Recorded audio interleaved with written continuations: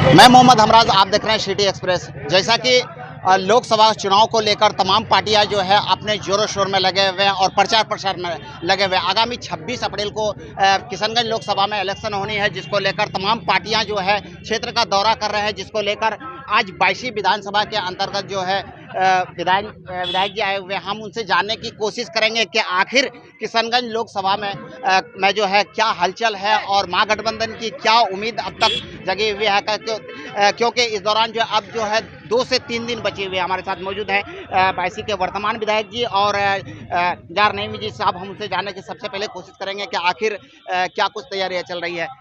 2 दिन बचे हुए हैं इलेक्शन को लेकर के और अब तक क्या कुछ तैयारियां चल रही है?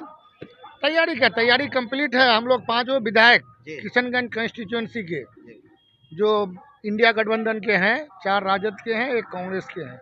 सारे लोग एमपी साहब, जितने एक्स एमएलए हैं राजद के, हमारे कमल हुदा साहब एक्स एमएलए किशनगंज, सारे लोग मिल करके मैदान को हमवार कर दिया गया है। सारे लोगों ने तय कर लिया है कि इंडिया गठबंधन को वोट करना है, सारे गिले सुपे बुला करके। अभी तेजस्वी जी आए हुए थे और वहाँ पे सभा मंच पर आप लोग मौजूद थे। उसने बताया कि सीमांचल में एक चौंकाने वाली जो है रिजल्ट आने वाली है। क्या कुछ होने वाली है चौंकाने? इस बार पूरे बिहार में चौंकाने वाला रिजल्ट होगा।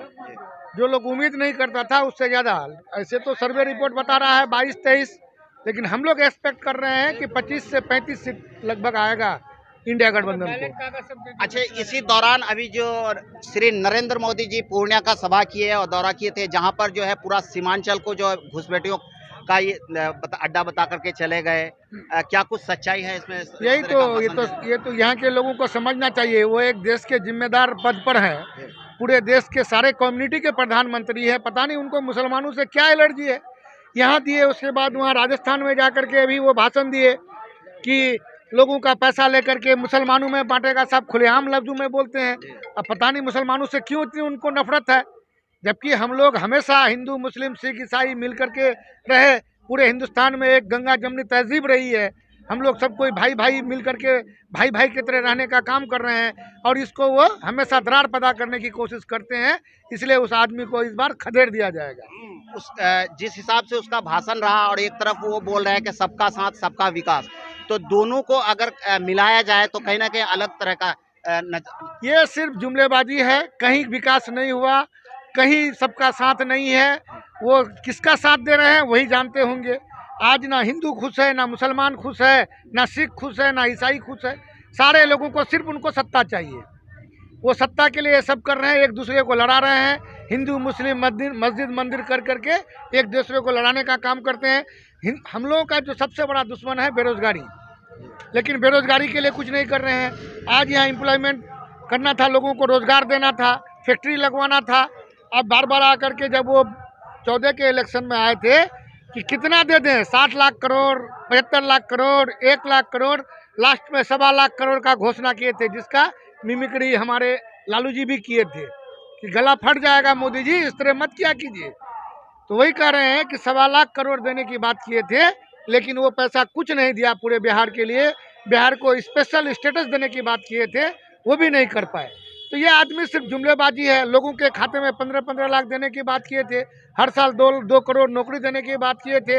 अगर 20 करोड़, आज 10 साल हो गया उनका, 20 करोड़ नौकरी अगर दे दिए होते तो कोई बेरोजगार नहीं होता। आज सारे लोगों के घर में खुशी होती, लोग अमन चैन से रहते, लेकिन ये उस तरह का करते नहीं है। जब बाद में पूछा गया तो बोले ये जुमला, इलेक्शन का चुनावी जुमला था। तो जुमलेबाजी क्यों करते हो भाई?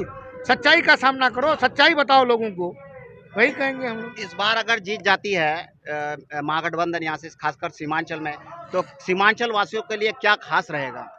देखिए, हमारे तेजस्वी जी ने कहा है कि अगर महागठबंधन की सरकार बनेगी तो बिहार को स्पेशल स्टेटस का दर्जा मिलेगा, और यहाँ जो एएमयू का जो केंद्र है उसको मिलेगा, और रहा सवाल उसका जो पैसा मिलेगा। और सीमांचल में जो अभी कटाव, नदी कटाव का मसला है, यानी कि सबसे, अगर पूरे बिहार में सबसे पिछड़ा इलाका है तो सीमांचल का इलाका है। तो उन्होंने अभी भाषण में भी उन्होंने कहा कि इसकी तरक्की के लिए, फलाह बहबूदी के लिए हम लोग पूरा प्रयास करेंगे। अगर आयोग बनाने की जरूरत पड़ेगी तो सीमांचल आयोग भी बनाया जाएगा। कोई स्पेशल पैकेज की बात हुई अब तक? हाँ, तो बोल रहे हैं कि केंद्र में अगर सरकार बनाई है, स्पेशल पैकेज दिया जाएगा। बहुत बहुत शुक्रिया। हमारे साथ मौजूद है बायसी के वर्तमान विधायक जो अभी राजद में है, श्री रुकनुद्दीन साहब। हम उनसे जानने की कोशिश करेंगे कि आखिर बायसी विधानसभा में क्या कुछ चल रही है, किस तरफ लोग का इस बार रुझान है। हम सबसे पहले सिटी एक्सप्रेस में आपका स्वागत है, वेलकम है। ये बताइए कि इस बार बायसी विधानसभा में क्या कुछ रिजल्ट आने वाला है। हालांकि पिछला बार जो है बायसी विधानसभा से बहुत अच्छा रिजल्ट रहा था। सबसे पहले तो आपका स्वागत। जी बायसी विधानसभा क्षेत्र के लोग संजीदगी से, जी चूंकि इस देश में दो धड़े की लड़ाई है, एक संविधान को बचाने के लिए, एक संविधान को मिटाने के लिए। संविधान को बचाने का नेतृत्व श्री राहुल गांधी जी कर रहे हैं और संविधान को मिटाने की नेतृत्व श्री नरेंद्र मोदी जी कर रहे हैं। और बायसी विधानसभा का इतिहास रहा है, यहाँ के लोग सेकुलर रहे हैं और यहाँ सेकुलर लोगों की जमात है और महागठबंधन को अपार मत मिल रहा है। रिकट तोड़ वोट से यहाँ के महागठबंधन के प्रत्याशी डॉक्टर जावेद आजाद साहब जीतेंगे। अच्छा, ये एक बात समझ में नहीं आ रहा कि जहां एक तरफ एनडीए गठबंधन है, दूसरी तरफ महागठबंधन है। जब महागठबंधन की बात होती है तो राहुल जी की बात होती है, लेकिन यहाँ के जो एनडीए के उम्मीदवार हैं वो नीतीश कुमार को लेकर क्यों प्रचार कर रहे हैं? यही बहुत बड़ा चिंता का विषय है कि एनडीए गठबंधन का नेतृत्व श्री नरेंद्र मोदी जी कर रहे हैं। जी उस गठबंधन के नेता श्री नरेंद्र मोदी जी हैं और देश के प्रधानमंत्री श्री नरेंद्र मोदी जी बनेंगे, ना कि नीतीश कुमार। जी नीतीश कुमार एक सहयोगी दल है और यहाँ के प्रत्याशी जनताओं को गुमराह कर रहे हैं। सबसे पहले तो उनको हर भाषण में श्री नरेंद्र मोदी का नाम लेना चाहिए और अपने महागठबंधन की एनडीए की जो भी तस्वीर है उसमें नरेंद्र मोदी का फोटो देना चाहिए। वो चालाकी करके यहाँ के भोली भाली जनता को गुमराह करके नीतीश कुमार जी के नाम पर वोट लेना चाहते हैं, लेकिन यहाँ की जनता बहुत ही जी होश है, उनकी इस चालाकी को समझ रही है और नरेंद्र मोदी को यहाँ की जनता करारा जवाब देगी। उम्मीदवार की बात करें तो तीनों पार्टी से मुस्लिम उम्मीदवार है। मुस्लिम इस बार किसके साथ है? मुसलमानों की हिमायत डॉक्टर जावेद आजाद साहब के साथ है। तो कहीं ना कहीं इस बार जो है सीमांचल के जो किशनगंज लोकसभा हैं, कहीं चौंकाने वाली रिजल्ट देगी। आपको आश्चर्य होगा किशनगंज लोकसभा का रिजल्ट देखकर, क्योंकि किशनगंज का जो हलका है ये गंगा जमनी तहजीब का प्रतीक है। यहाँ के हिंदू मुसलमान देश में सांप्रदायिक सौहार्द का माहौल चाहते हैं, शांति चाहते हैं, अमन चाहते हैं, विकास चाहते हैं। यहाँ के हिंदू समाज के हमारे हिंदू भाई लोग भी, सभी लोग महागठबंधन को वोट दे रहे हैं। अभी तेजस्वी के सभा से आप लोग आए, क्या कुछ मंच से क्या कुछ सीमांचल के लिए बोल के गए? हमारे नेता तेजस्वी जी ने मंच पर आम जनता अवामुन्नास के सामने में बोला कि अगर महागठबंधन की सरकार बनती है तो 30 लाख रोजगार के साथ 70 लाख रोजगार का सृजन किया जाएगा। 1 करोड़ लोगों को प्रत्येक वित्तीय वर्ष में रोजगार दिया जाएगा और महिलाओं के कल्याण उत्थान के लिए हमारी जो महिलाएं हैं उनको 1 लाख रुपया प्रति वर्ष दिया जाएगा और सीमांचल के लिए स्पेशल आयोग बनेगा और बिहार को स्पेशल स्टेटस का दर्जा मिलेगा।